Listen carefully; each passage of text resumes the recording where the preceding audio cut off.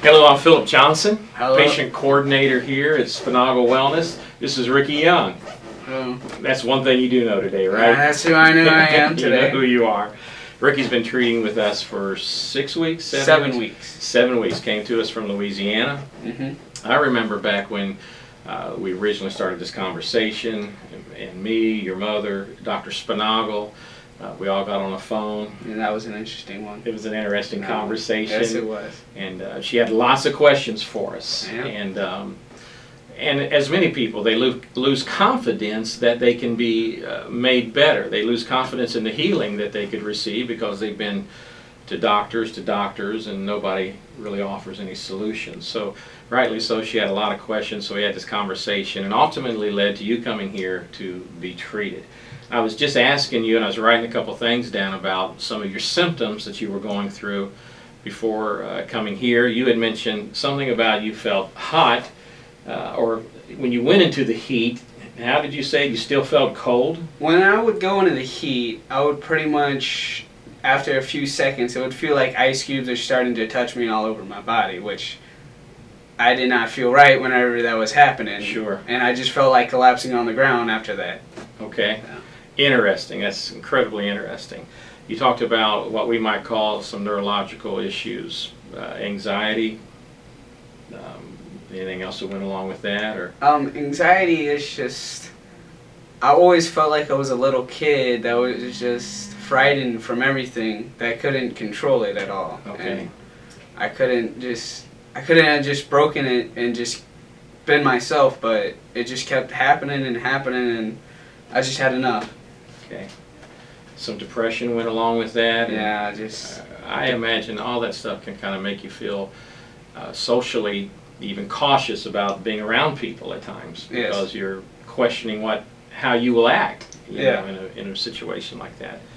I ask you something about brain fog, which is somewhat of a common problem that people have. You're just struggling to be in the moment at times. Can you describe anything about brain fog as you? Brain fog, I always felt like something was going wrong with my brain, like maybe like I was having one of those where your head fills with blood and you're about to die. That's what I thought was happening, and it always was freaking me out because I couldn't remember anything.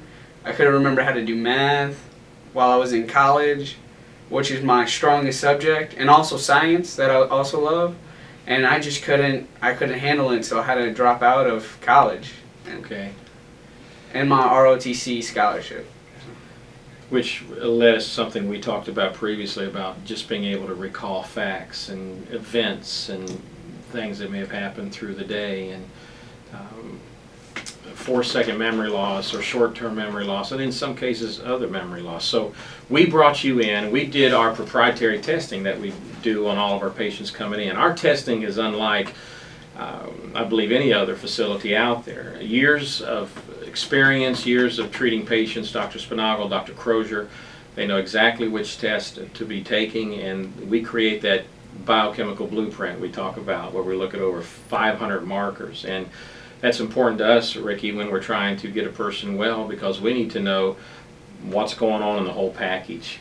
You know, Yes. not just one little spot. We need to know what's going on. So tell me, I haven't looked at your charts, so what are some of the things that we discovered? Can you remember some of the things we discovered through our testing? Some things that we discovered is, well, of course I had Lyme. Okay. I started off coming here just for Lyme because that's all we thought it was. But little did I know that Lyme wasn't that big of a factor. It was actually the mold that was causing me to have all these symptoms, and it just made me go crazy most of the time. I also had something else that I never thought I would have, is Rocky Spotted Mountain Fever, which I thought you could only get in near the mountains. Uh-huh. So I've only lived in Louisiana my whole life, so I haven't been near the mountains at all. So Rocky Mountain, Lyme, and of course that nasty mold toxin that takes place. And now, when you met your nurse, you had a meet and greet, you met a nurse that treated you while you were here. Of course, Dr. Crozier was involved in a lot of your day-to-day activities taking place. Was there brain chemistry that was involved in this? Oh, well, yes, because my whole life I actually think I've had this my whole life, because my whole life I could never be calm in my own body. Like, I would always be having to do something. If I wasn't doing anything, I would just be fidgeting around, unhappy, and just not being able, like you see me sitting here right now, I would not be able to do this and be able to carry a conversation with someone. A normal conversation, at least. So. And I remember Dr. Sponaugle, when he talked to you on the phone that first time, he asked you some of these questions that, you know, if it wasn't going to happen quickly, you just took off. You weren't going to stay around. Yes. And that was somewhat. So when we treat patients, often we look and find stuff like serotonin or dopamine. Brain chemistry is out of balance. And again, I didn't see your chart. I had nothing. I did not have dopamine. I didn't have serotonin. And what else? All the levels were down. All the levels were down. All the levels were down. Except my glutamate was skyrocketing. Sky high, which is problematic when that's going on. And of course, the dopamine, serotonin, these type of things, they can often leave you feeling lifeless. You know, no pleasure, no enjoyment. A lot of things. I'm not the medical doctor, so I don't want to venture off my path here. It's fine. And so incredible. So you're at your 7th week. You're going home tomorrow. Yes. You're sitting here taking another drip today. I am. And I'm just so happy. I'm so happy for you. Exactly. But before I even came here, I'm always a happy kid. Nothing really ever gets me down. But the thing is, before I even came here, I didn't have any emotions that I can feel. Like I could not feel excited. I could not actually feel happy.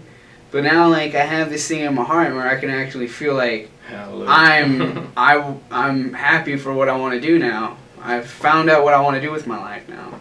And that's that brain chemistry part that they worked on. Those things that you didn't have any of when you came in here. And that would be an interesting story. You know, why that happened. Sometimes that usually happens because of we get exposed to mold toxin at an early age. And, my gosh. I could remember whenever I was a kid, I always looked up at my vent and I always saw these little black spots on those vents. And I asked my parents one day, Mom, Dad, what is that on the vents? And they said, oh, it's nothing. Nothing to be worried about. And I was like, okay. And little did I know, I ended up in this place probably because of that. Oh my God. How many other people do that exact same thing? I can, about everyone. So. I think the latest government study said 30% of homes are toxic, and now they're talking about 50% of homes in America are toxic. I'm gonna put it up to 98. You want to just jack it up today? I'm just gonna jack it up to 98%.